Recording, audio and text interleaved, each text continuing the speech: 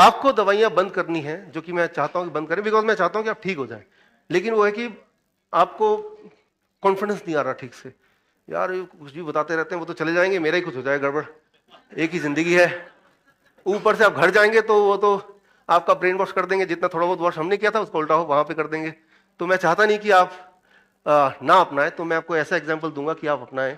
1998 Guntur global, एक बहुत important Nobel prize winning science, ये बड़ा इंटरेस्टिंग है। दाने दाने पे लिखा है खाने वाले का नाम, ये तो आपने सुना है। अब ये साइंटिफिकली इन्होंने प्रूव किया है। आपने देखा, मान लो एक सेब यहां पे रखता हूं, एक केला यहां पे रखता हूं, धीरे धीरे धीरे धीरे उसका कलर चेंज होता है, ये तो पता ही है।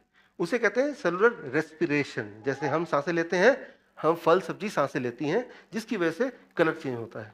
होते होते एक टाइम आता है जब वो कलर फर्दर और चेंज नहीं होता, क्योंकि वो सड़ चुका है। अब ये होता है डेड डेड फ्रूट्स, डेड, अब डेड बॉडी बन गया वो, राइट। तो जिंदा सब्जी और फल, और एक जिंदा होने के बाद जो मर गया वो, राइट। तो उसमें सांसें हैं, उसमें जिंदगी है, जिसे कहते हैं सेलुलर रेस्पिरेशन, राइट। ऐसे फ्रूट्स एंड वेजिटेबल्स जो कलर चेंज कर रहे हैं अभी तक, यानी कि जो सांसें ले रहे हैं, सांसें कैसे लेते हैं, ठीक वैसे ही लेते हैं जैसे हम लेते हैं। इंटरेस्टिंगली हमारे बॉडी में ग्लूकोज है, ऑक्सीजन जाता है, एनर्जी बनता है, राइट, फ्यूल बनता है, और कार्बन डाइऑक्साइड बाहर फेंकते हैं, यही होता है ना। फ्रूट्स के अंदर मैकेनिज्म एग्जैक्टली सेम है।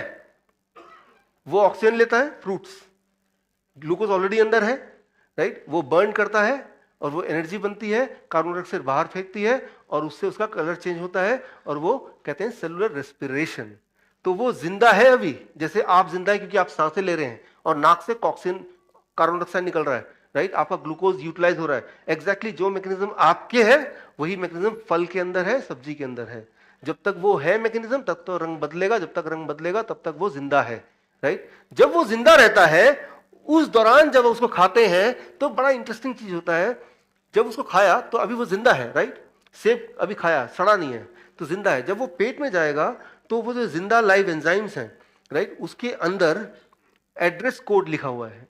एड्रेस कोड मतलब कि ये न्यूट्रिशन, ये प्रोटीन, ये कार्बोहाइड्रेट, ये कैल्शियम, ये बॉडी के किस ऑर्गन में कहां जाके कौन सा काम करेगा, इसे कहते हैं address coding.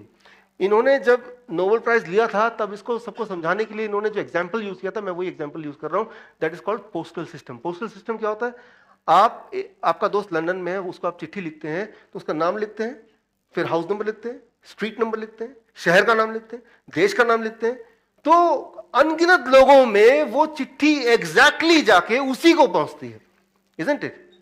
That is a postal system. ठीक उसी तरह से जो सेलुलर, जो फल और सब्जी जिंदा है उसके हर अंग में, मींस उसमें जितने भी मिनरल्स हैं, जितने भी विटामिन हैं, हर एक में पोस्टल एड्रेस भगवान ने न जाने कैसे लिख के डाल दिया है। इसे कहते हैं सिग्नलिंग हाइपोथेसिस, राइट। सो उसमें पोस्टल एड्रेस है, उसमें पहले से ही तय है कि जब ये खाएंगे तो किस तरह से वो बॉडी में ट्रेवल करेगा और कहां उसकी जरूरत सबसे ज्यादा है, वहीं ट्रेवल करके वो कैसे अपना कॉन्ट्रीब्यूशन देगा, राइट। ये इमेजिनरी नहीं है, ये साइंस की बात कर रहा हूं मैं, नोबेल प्राइज विनिंग साइंस है, राइट। वो ऑलरेडी है, लेकिन वो तब तक एग्जिस्ट करती है जब तक कि वो जिंदा है।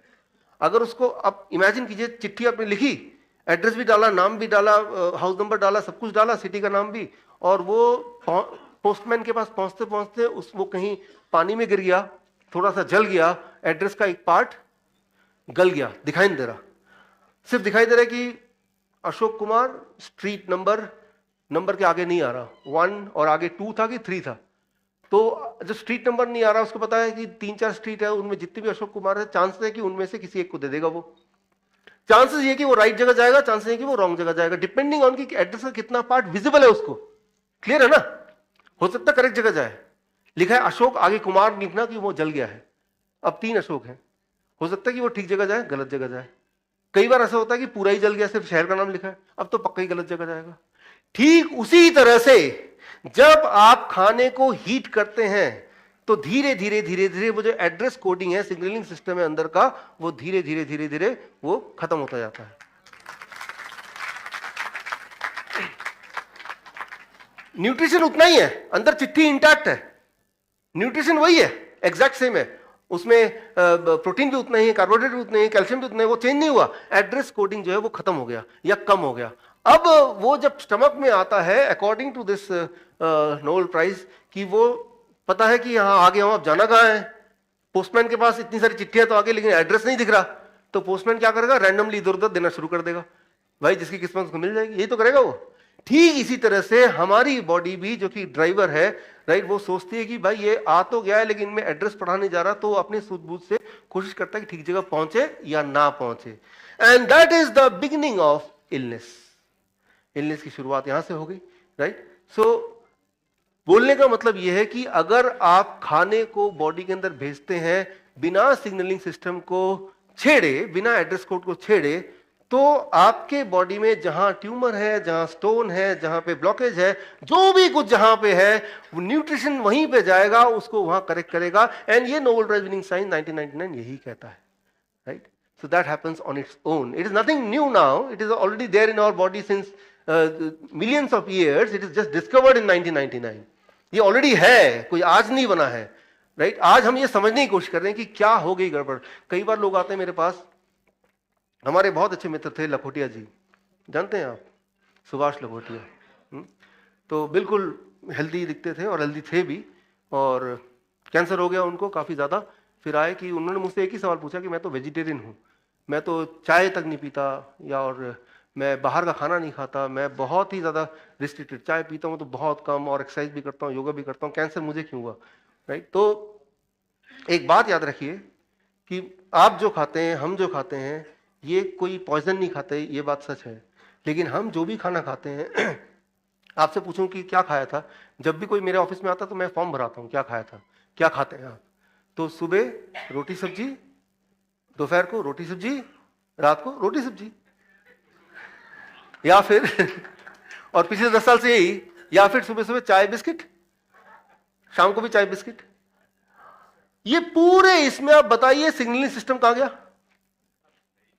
है ही नहीं। तो अब क्या है कि ये धीरे धीरे धीरे धीरे धीरे धीरे ब्रेन की भी समझ खत्म हो गई, and that is what is making you ill, that is what is making you cancerous, right.